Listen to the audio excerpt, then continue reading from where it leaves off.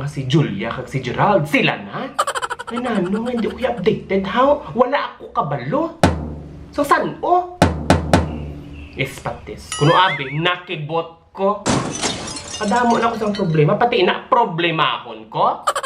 Ganda ko lang sa mo, Joshua, ipaubaya si Julia sa buaya.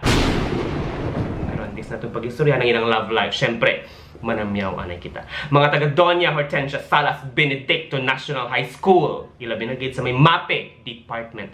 Maling adlaw sa inyo. Tani ka mo naman ang ara sa mayong himtangan. Kag madamo yung salamat sa inyo mga paglantaw. Kag pagpaday nga pagsuporta sa akong mga videos. Halong gid kamo dira.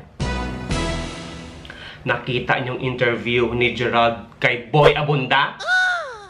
Anong na-notice ninyo? Isagid lang yan ang tisyaran ko. Si Gerald, may bujinggit.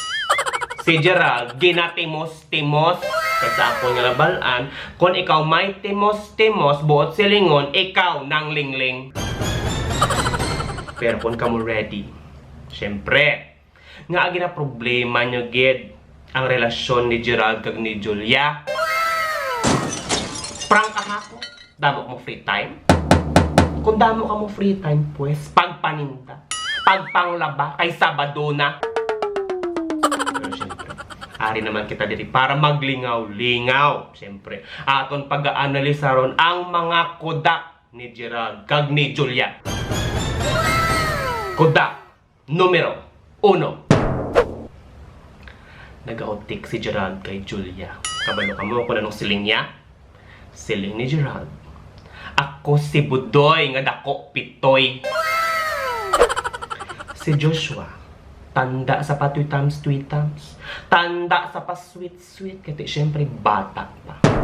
Pero si Gerald, sagad magdala sa relasyon. Sagad magdala sa kama. Kay ti, may edad siya. Gani ko ikaw si Julia. Sinong pilion mo ya? Kodak numero 2. Nagahiri-hi sila sang kadlaw nga daw ginatuhil ang monarkiya ni Julia. Kabalo ka mo kung anong rason sa ilang ginakadlaw? Kay hambal ni Julia nga adigto ka pa kay Bea nga gurama na kag guramelya. Dahil ka sa akon kay Preska Beskan flat kon ikrak kag burikat pak na pak. Kodak numero 3. Daw ka seryoso. Silang duha, puwerte ka seryos. Ganit tagaan na to sang titulo nga. Ipaubaya. Ipabayo. Joshua, kung ang inyong relasyon natapos sang maayos, si Julia, ipaubaya na. Kag sa kay Gerald, ipabayo siya.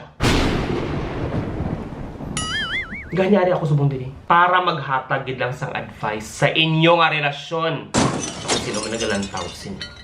Ang akon nga mahambal, kung ang relasyon hindi na mainit, hindi pag ipilit, kay hindi na manamit.